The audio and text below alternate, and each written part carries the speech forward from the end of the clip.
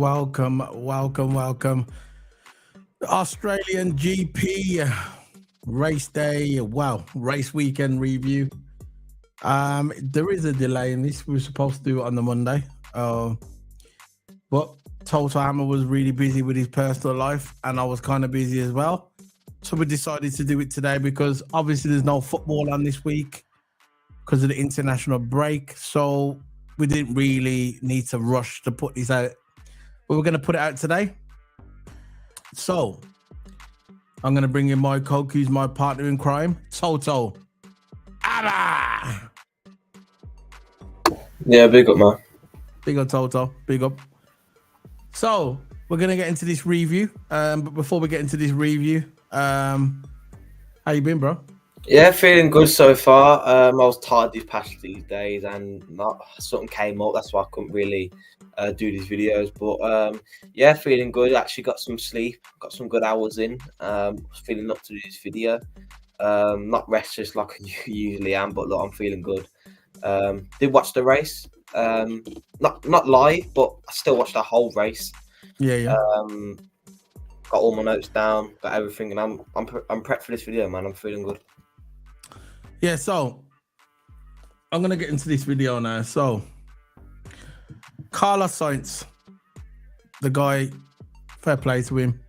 He missed I think he missed Bahrain because he had something wrong with it. I think it was his appendix or something like that. He had it was illness. So he had all that done. He had time off. He had to watch another guy drive his car. What was the other guy that drove his car? I can't believe I forgot his name. Huh? Who? Berryman? Beerman.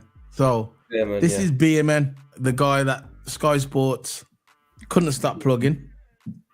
For me, it was done by design. Because for me, Lewis Hamilton's going to Ferrari next year.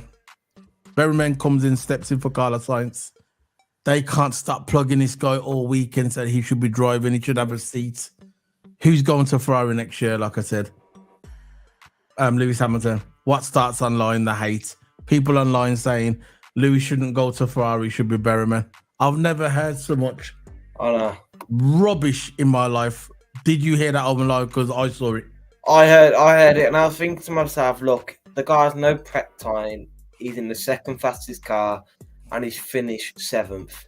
So I was thinking, you're in the second fastest car, but you finished 7th. 7th, right? It's not even a top 5. It's not even a top 4. Even though it's his first race, and he did good for his first race, and a couple positions, people just stop glazing a little bit, man. You know, he didn't even finish top 3. He's in the second fastest car. He didn't even finish in top 3 or top 4, right? And nowhere near his teammate, right? That was Lewis in that car on that day. We know Lewis would have finished higher. So don't come up and say, oh, I don't BMO should be in the car next year. No, he's had no prep time whatsoever, right? It's his rookie race, his first race in Formula 1. People should calm down a bit. You know what I mean? He's good in F2. He's probably good in F2, right? Maybe just let him build up, right? Let him do what he's going to do instead of just glazing him every single time. Yeah, but that's why I said that goes. That's because of the commentators. Yeah. The commentators, once I found out he was replacing Sainz because Sainz was ill, yeah, Crafty and all the manager and Sky Sports they couldn't shut up about him.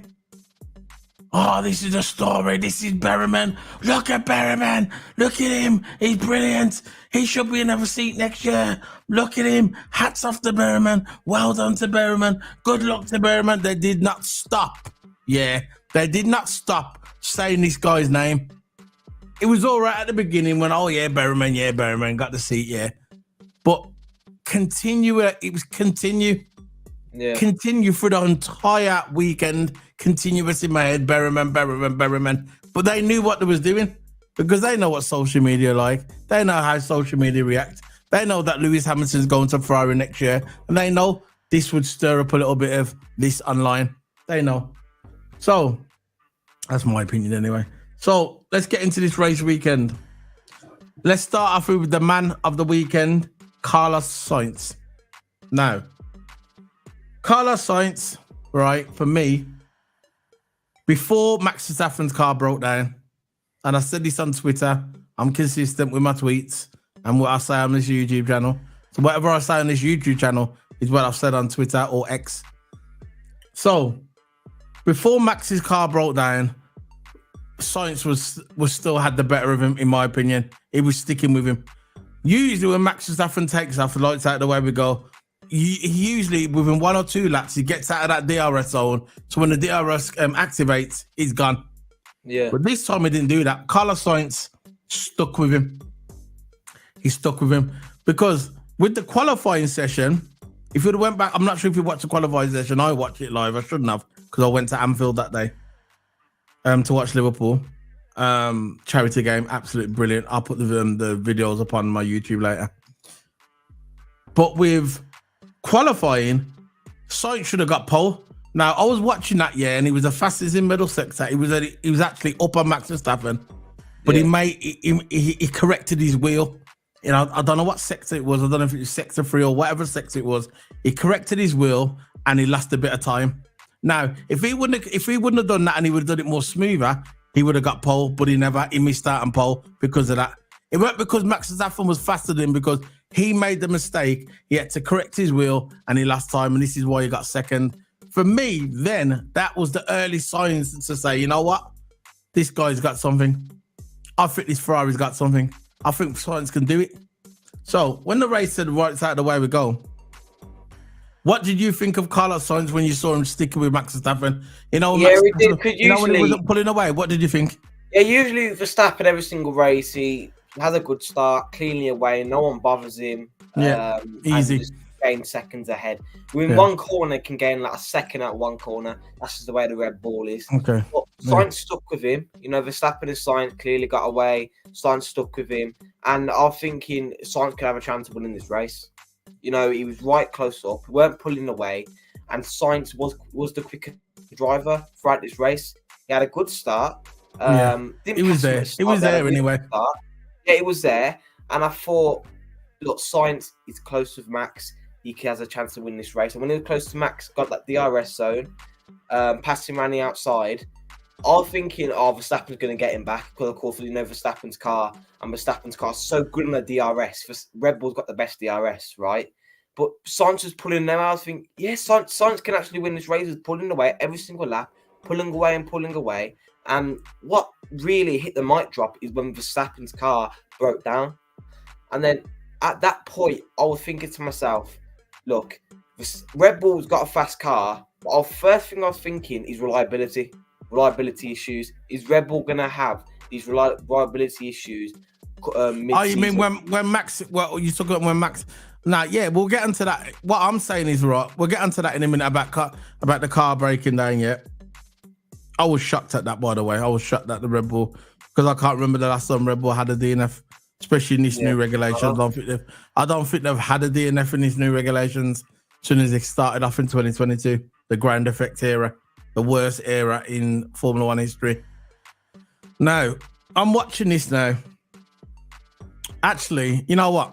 The ground effect would have been good. I'll tell you something now. I thought the ground effect could have been good if they wouldn't have, the cost cap. If they would allow teams to spend what they can spend, I think the ground effect would have been a little bit better. But because they've capped all that now, and other teams can't really catch up because they haven't got the funding. Well, they've got the funding, but if they do that, they're going to get points deducted. They're going to get fines. So there's a cost cap now. And for me, the cost cap hasn't worked. It's made it more boring, and the TV ratings are probably going to show that. Even Martin Brundle said at the end when Sainz won, he said, I think Formula One needed this because it was getting stale because of Red Bull winning everything all the time. And I'm glad that Martin Brundle came out and said that. But going back to Sainz, now, before Max Verstappen's car broke down, Sainz was there sticking with Max Verstappen. Like you said, usually Max Verstappen pulls off after about 1 or 2 laps, DRS kicks in, and he's already gone, so no one can get nowhere near him. But this time, Sainz was sticking with Max Verstappen. He was sticking with him. He was right behind him. He wasn't going anywhere. And when he passed him fair. And this is before Max Verstappen's car broke down. But so if fans are going to come out and say, the reason why Sainz won is because the car broke down. No. The reason why Sainz won because he had the better of Max Verstappen at that time. Could Max Verstappen have caught back in the race? We'll never know. We'll never know because he broke down. We don't know. But at that given time, he passed Max Verstappen fair. And it was only one or two, about two, maybe 3 laps later that Max Verstappen broke down. So when he passed Max Verstappen, his car, Max Verstappen's car was fine. It was fine. It was only after, about a lap or two after, then Max Verstappen started complaining on the radio saying, oh, you know what? There's something wrong with the car. It doesn't feel good. And all of a sudden, you started seeing smoke at the back of the car. Max comes into the pit. Problems are happening. But at the end of the day, before all that happened, Sainz had the better of him. So you've got to do, you can't take Sainz's victory away because you said, Max car broke down. I'm not saying that Max couldn't have got Sainz back if the car would have broke down. But at that given time, Sainz had the better of Max Verstappen, and that you've got to give him his props. But we know the Max fans are not going to do that. The smart ones will, but the majority of ones won't. So what you reckon? Yeah, I think Sainz winning this race has really, took an affection to the championship. Energized the season again, hasn't it? Energized it. Yeah, because I'm sick and tired of seeing the same old winner every single time. Like last season was a complete utter joke. With Verstappen, Perez, usually 1 and 2s. Most of the time, Verstappen winning every single race. Of course, Verstappen won the first 2, but Sainz winning this race has put him in contention for the championship. Look, the top 5 is in contention for the championship. It's not like it's mid-season and everything will settle down. It's still contending for the championship. And is there any team that's going to stop Red Bull? It's going to be Ferrari. It's not necessarily because they're faster, because they're not faster in my opinion. And I think this is track dependent. I think some tracks can be track dependent this season, right? This track suited Ferrari, and Sainz was the quicker driver at this track. But I think the championship will be close. It's not going to be a Red Bull domination. I thought it was for the first 2 races, but of course you've got reliability to think about for Red Bull. But I think the thing is Sainz, sometimes Ferrari can have the odd track, which can lose them at points. But having a DNF this early on in the season is really going to affect Red Bull and Verstappen and points. I think constructors are going to go to Red Bull because Red Bull, Perez is always up there in the top 3 and usually Red Bulls get 1 and 2s most of the time. They've got the 2 1 and 2s in the first 2 races. So I think Red Bull could win the constructors this season. I know it's a bit too early in the season, but I still think Red Bull's going to win the constructors. The Drivers' Championship's different now because, that's down to personal driver. And in my opinions on Sainz, this race, he drove a really good race. No one could catch him. Very good race. No one could catch him. Not even. Sorry for interrupting. Not even Charles. Yeah, look, he pitted right, and he was still ahead of everyone. Usually when Max pits, he's usually ahead of everyone. Sainz had an absolute amazing race. Nothing bothered. He went on a really long stint because he was fast enough. The tyre really suited him. Went on a really long stint. Yeah. And it really benefited him, man. And that car looks so good. It looks amazing. It does, man. Sainz had a really good race, and not even Perez could get close. I was surprised that Perez, because usually when Verstappen goes that, Perez got 5th place.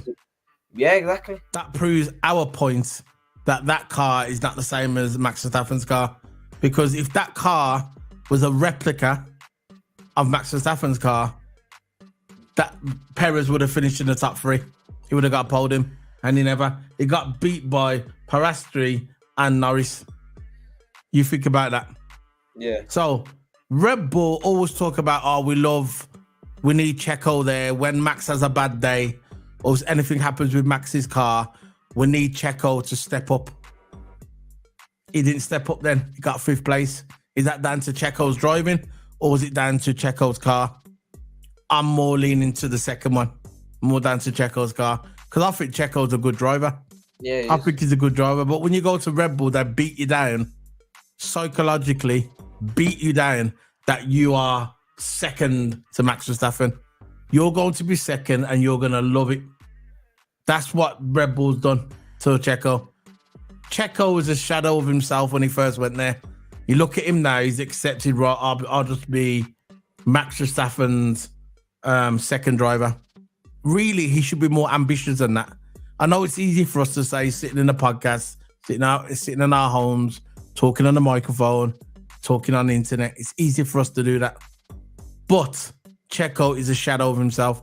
Checo, when he went to Red Bull, he was one of the hottest drivers. Everybody wanted him. And he went to Red Bull and they beat him down, just like the beat down Albon when Albon went there. Just like when the beat down Gasly when he went there. They don't care about the second driver. You're just there to support Max Verstappen, and it shouldn't be like that either. It shouldn't be like that because when Lewis Hamilton was at when Lewis Hamilton was paired up with Valtteri Bottas, I remember all them commentators, all the media, and all them people on Twitter were saying, they shouldn't treat Bottas like this. It shouldn't be like this. But they should give Bottas equal car. Well, Bottas did have equal car. But now Red Bull are treating their second drivers like this. You don't hear none of this from the commentators. You don't hear Crafty saying, I think they should have equal cars. You don't hear people on the social media saying, they should treat Checo better. No. But when Bottas was with Mercedes, you heard that every week. You're going to treat Bottas better. You can't let Bottas just be a second driver to Lewis. It's funny how things change, isn't it? And if nobody believes me, you can go back and watch the season. Go back and watch the 2017 season. Go back and watch the 2018 season. Go back and watch the 2019 season. Go watch all them seasons and listen to the commentators when they used to say, I think they should put Bottas in equal cars. They should treat Bottas better. But now Max Verstappen is dominating Formula One because of his car, and Checo is the second driver. You don't hear the commentators saying they should treat Checo better, do you? Think about it, innit? Yeah. Exactly. That's the point I'm trying to make. But anyway, big up to everybody's listening. We've got a few people watching, probably people on Twitter. If you want to come onto our YouTube channel, smack that like button. It will be appreciated. So now we got Max Verstappen at the race. Which for me, when I saw Max Verstappen at the race, I threw a party. Literally that time, I threw a party. I was cheering, yes. Yeah. Crowd was cheering, yes. The crowd was cheering. And you had some geeks online saying, why are they cheering? Why are they cheering? They paid the money, didn't they? They paid the money. They can boo and cheer whoever they want to. It's a free world. So when you're paying $1,000 or 1,000 Australian dollars for a ticket to go and see Formula One, I think you can cheer or boo whoever you want. That's your prerogative. So the crowd was booing, and the crowd was cheering when Max Verstappen went out. Every fan, Ferrari fans were cheering. Everybody was Mercedes fans. And then the race got interesting after that. Charles Leclerc, I think all weekend, Charles Leclerc, he was just slightly behind Sainz all weekend. I thought Sainz had the better of him all weekend. What's your opinion on that, Toto, regarding Charles Leclerc? Sainz had Sainz for me. He would have got pole, in my opinion. I think he would have got pole. But yeah, you saw a weekend. Leclerc couldn't get nowhere near Sainz. Sainz had a really, really good weekend. It's probably one of his strong tracks, and he really suited the Ferrari car. Sainz did have the better of Leclerc. Leclerc finishing. Where did Leclerc finish in the race? Second. 2.5 seconds behind Sainz. Yeah, so Leclerc didn't seem like he couldn't really get close to him. Even though Leclerc had a really good race, Sainz had the better of him all weekend. In the qualifying as well, had the better of him. Leclerc, of course, finishing top 3 in the qualifying. Sainz had a really good weekend. There's no doubt about that. Qualifying, he had a really good. Had that stupid mistake at the end. He shouldn't have made. If he would have nailed that, he would have probably got pole. And you see the pattern here. Like every time Verstappen gets pole, it's usually Sainz or someone behind him, maybe 2/10 behind, just there, about 2/10. And Red Bull isn't the strongest car like there was last season. No, I think they're still there though. They're still there. Listen, this Red Bull's still there, right? They're not the strong car that there was last season. Because there was a strong car. Yeah, again, you can say that the first 2 races he was pulling away so much in the first 2 races. But look, since it's a different track, Australia, he weren't really pulling away. And plus, he had reliability issues, which is really what I'm going to focus on when we get to the debrief, the reliability issues, turbo, and whatever. But yeah, look, Sainz, really good weekend. Brilliant. Got the win of the race. Look, you can have the good qualifying all you want. You know, Ferrari had a really good car. They just messed up that one. Stop. That was He it. would have got the pole, you know. He would have got He the was pole. on for pole. I saw it. He was on for it. Commentator said the data said he was as well. He was on for pole, potential pole. And, you know, it is what it is, man. It is what it is. Look, we'll move on to the next subject. The next subject where everybody's talking about was towards the back end of the race. That was between Russell and Alonso. Now, Russell was chasing Alonso for a few laps towards the end of the season. I mean, towards the end. He wasn't for a podium. I think it was for P6 or P7. But he was chasing Alonso. And right towards the end, Russell crashed. Now, when I saw Russell crashed, yeah, it was just behind Alonso. I thought, well, he's crashed a bit like when he was in Singapore, when he was when you had Lewis, Russell. Remember, you had Lando Norris, and we wanted that top 3 Brit finish. Remember in Singapore, and Russell crashed. I thought it's a bit like that. He's gone too heavy on the pedal, and he's gone into the barrier, whatever. Yeah, but now Mercedes was saying that Alonso brake tested Russell, and I thought, I don't think he brake tested Russell. I just thought Russell got a bit close, got a bit giddy with the throttle, spun out and went into the barrier. No. Can I comment on this one? Yeah, go on. Look, when Russell's going to that corner, you can see he went in too hot. Yeah. He went to the corner. He went in too hot. He overcut the apex. He braked at the last minute, and that's exactly what happens. Alonso was just driving his normal race, but it looked. I know why people say that. It looked from an angle that he brake tested, but he was nowhere near him. It was because Russell overcut the corner. He went in too hot, and that's exactly what happens. I'm glad that he's okay. You know, there's no injuries. I don't want no injury. I'm glad that he's okay. That's his fault. That if he would, he got. I don't think Alonso done anything. No, he went in too desperate. Yeah, he got too excited. He went in too desperate. Went in too hot. Right, he couldn't really compose himself, and that's what happened. He made a contact with the wall. He couldn't just hold out for 7. I know. He could have just hold out. He could have held it out for points. Right, last lap he could have held it out for points. Right, but he bottled it. Went in too hot. He thought he could ended up with nothing. Exactly. He could have ended up with the point, but look, he DNF'd himself. Now he's got nothing. No, pointless. I'm gonna read what they said on the F1 website. Fernando Alonso and George Russell's race both ultimately ended in tears in Australia. The latter ended up in the wall. Alonso got slapped with a 20-second penalty for his part in the incident, and he got demoted from P6 to P8 at the end. I don't think that was fair, that he got a 20-second penalty and demoted from P6 to P8. But the thing about it, what's a bit weird for me, a similar incident happened with Lewis and Max Verstappen. I'm not sure if it was, I think it might have been Jeddah, or I think it might have been Imola and Monza. Same thing. They were chasing, one went into the wall, whatever, yeah, and Max Verstappen didn't get no penalty.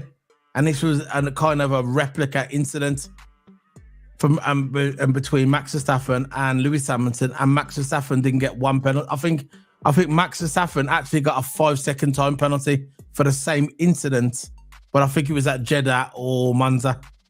But Alonso gets a 20-second time penalty plus a dim from P6 to P8. Now that doesn't sound right to me, and I heard this. It weren't just me saying this.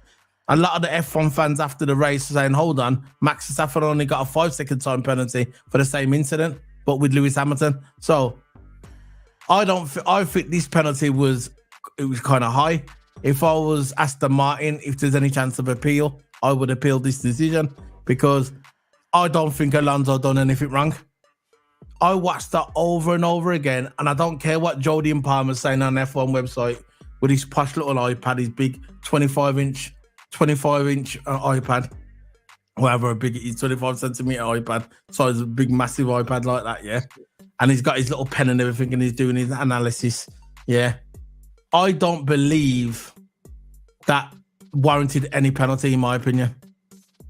I just think, look, 20-second penalty plus you're losing position on the grid from P6 to P8.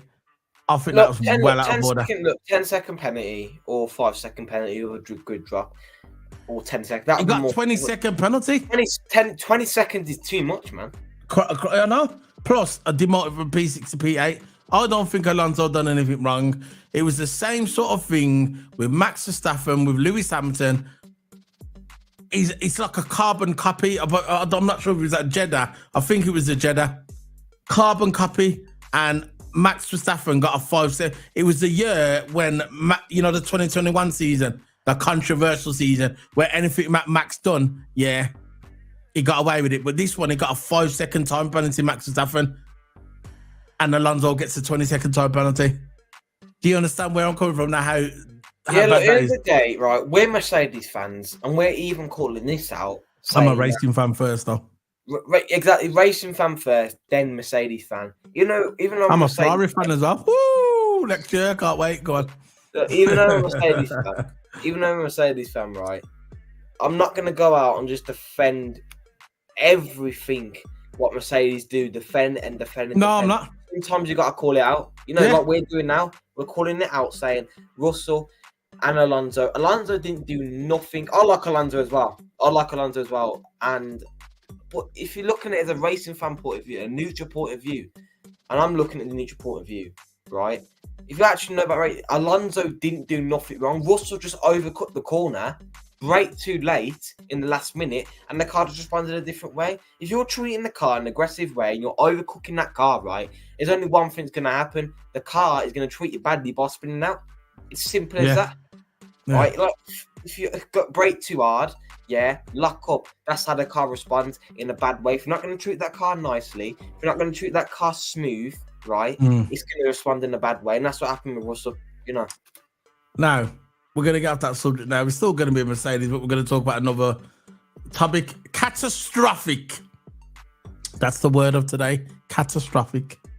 This is what James Allison said about Lewis retirement.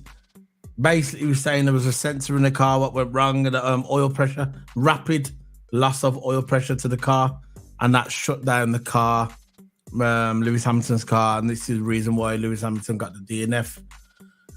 One of the sensors and the loss of oil pressure, and that was a catastrophic by Mercedes. What you say, man? What you said about Mercedes, about this car, about the Lewis Hamilton's car?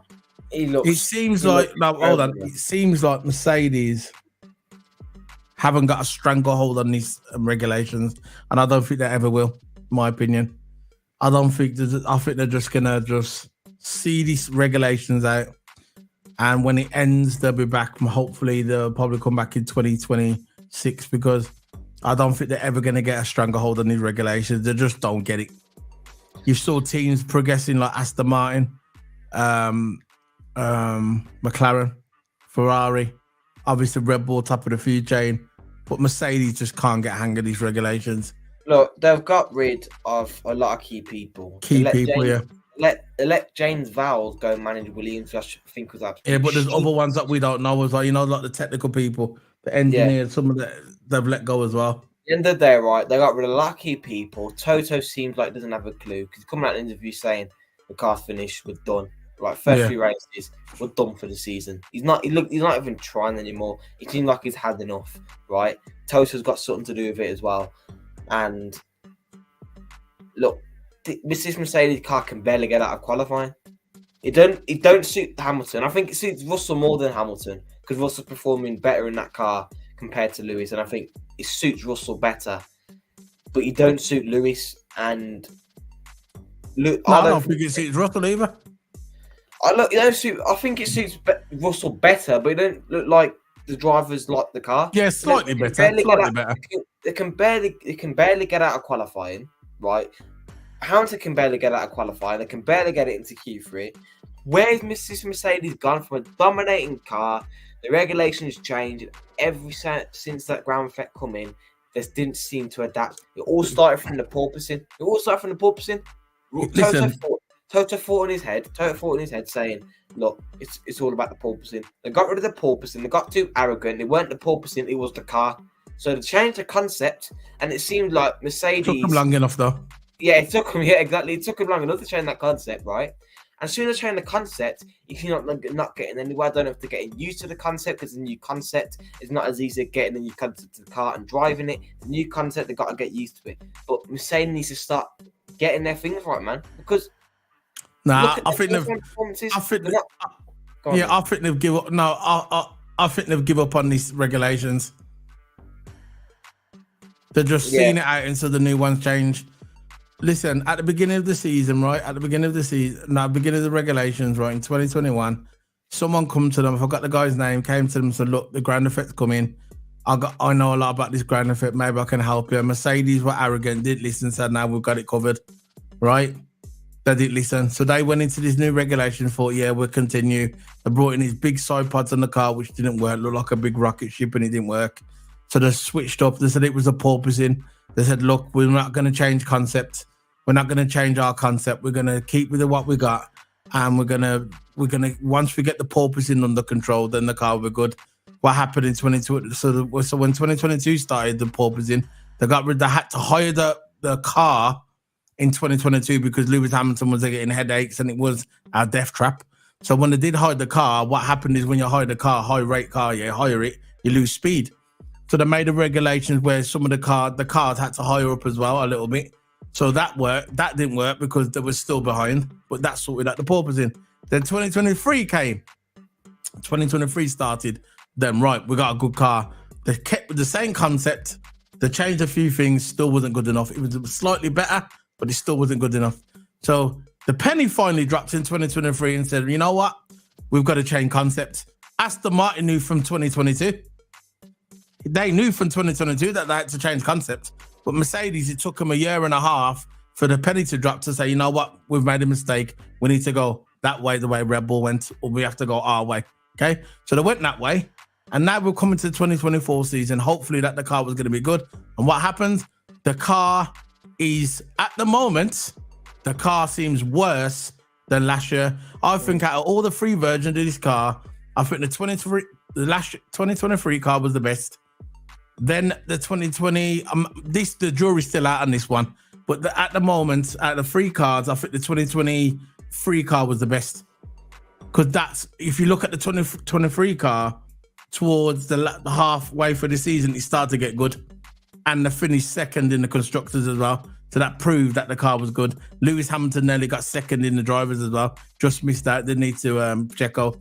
So, but this car, we'll see what happens. We're only a few races in. I don't really want to make judgments too much on this car because we're only a few races in. After Shanghai, maybe coming up to, when we get to Shanghai, then I'll make my judgment. And then I'll say if the car is going to be... But at the moment, it's not looking good for Mercedes. It seems like Mercedes are just going backwards. I think we've lost Toto at Hammer at the moment. But yeah, I'm going to go through the final results of the Formula One. And I'll show you how it finished. Let's do the final results. Carlos Sainz was first. Second, Charles Leclerc third. Lando Norris fourth place. Oscar Piastri fifth place. Perez sixth place. Stroll seventh place. Tsunoda eighth place. Fernando Alonso, 9th place, Nico Hülkenberg, 10th place, Magnussen, 11th place, Albon, 12th place, Ricciardo, 13th place, Pierre Gasly, 14th place, Bottas, 15th place, Guan Yu Zhou, 16th place, Esteban Ocon, 17th place, Russell, 18th place, Hamilton, and 19th place, Max Verstappen. So the three DNFs from Russell, Hamilton, and Max Verstappen. And you would have never thought that at the beginning of the race that we was going to get those DNFs. I think we've lost Toto. I'm not sure if we're going to get him back. But that's the end of the review, really. That's the end of the review. I'm going to be heading off. We will be back tomorrow for a debrief. So if you want to check us out tomorrow, we're going to be doing a debrief or more analysis about strategy. That's what the debrief is about. We'll be doing that tomorrow. And plus, we're going to be doing a space tomorrow on X as well. We're doing a football space talking about Liverpool, about potential managers and potential signings, and there's rumors about Trent. Will Trent stay? Will Van Dijk stay? Will Salah stay? All that's going to be debating on X tomorrow. So look out for that tomorrow on Twitter. So anything else? I'm going to be heading off, and I'm not sure if he's coming back. I'm going to just text him and see if he's coming back, because I don't want to just leave if he's coming back.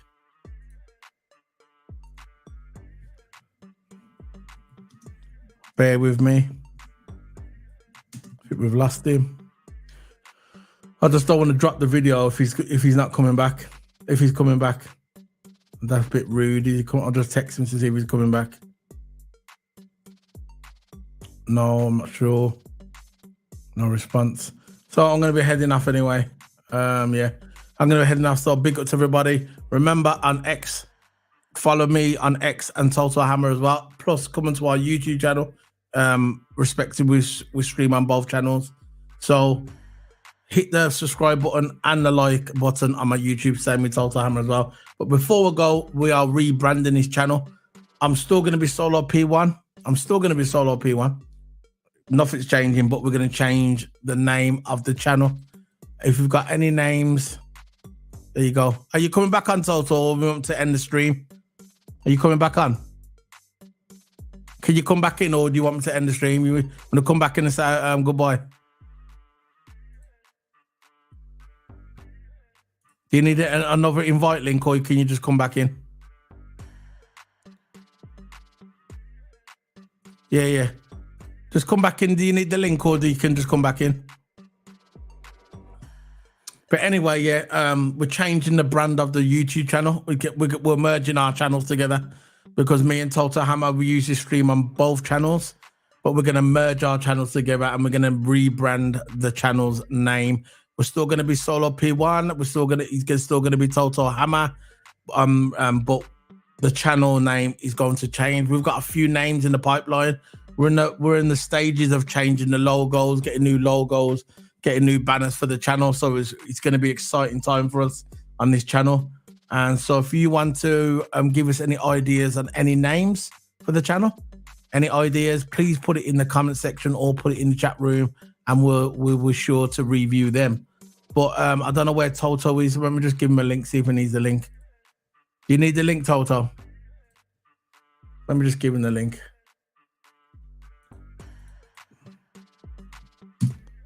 There you go. I'll just set you the link, bro. So I'm going to be heading off now. Total Hammer, you coming back in? Because I'm going to end this video. So this is me. Yeah, I'm going to be ending the video. You're going to come back in because it's running on now. Say goodbye. So just smash the like button, guys. Remember on X and on YouTube as well. We've got 8 people watching us on Twitter. Remember to go over to our YouTube channel as well. Did it turn off? Did it? Oh, his laptop turned off. No. There you go. He's back. He's back. So there's Total Hammer back. I'm just going to say goodbye to everybody. Want to say goodbye to everybody, Total, before I turn the video off? Yeah, big up, man. Yeah, sort of disconnecting, man. But yeah, okay, goodbye, everyone. As you said, you just mentioned the new logo and all that. That'll be coming on. Just make sure to keep an eye on for that. And yeah, man, look, I got a league race tomorrow on my karting. I'm going to try and get my camera sorted out because usually what my camera does, it always runs out mid-race. And yeah, I got to make sure I get a new battery for it. So if I can get any footage of that, I'll load to my YouTube. I know I've said this multiple times, I don't do it, but I might do it this time. Let's hope the conditions are good, dry, wet conditions. Every time I go there, it's either it can be a dry qualifying, and then it goes into a wet race, and then things just let loose then.